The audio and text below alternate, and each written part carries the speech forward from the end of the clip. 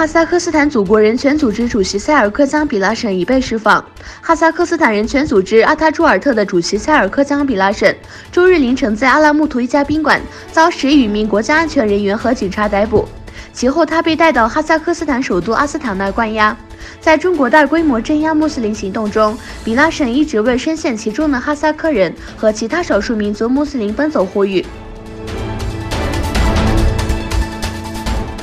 中国集中营政策继续迫害各界维吾尔精英。据悉，1957年出生的著名的维吾尔学学者哈米杜拉·阿布多热伊姆被中国警方带走。他不仅仅是一名杰出的古代维吾尔文学专家，还是从事了文学创作。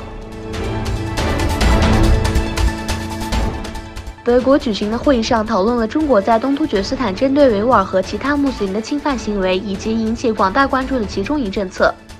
一些德国联邦议员、市委会代表和前集中营关押者奥米尔别克利出席了会议。与此同时，德国慕尼黑举行维吾尔文艺介绍活动和展览会。埃尔多安与莫迪11日在电话中商讨了土英双边关系，以及通过外交途径解决英巴经济冲突等内容。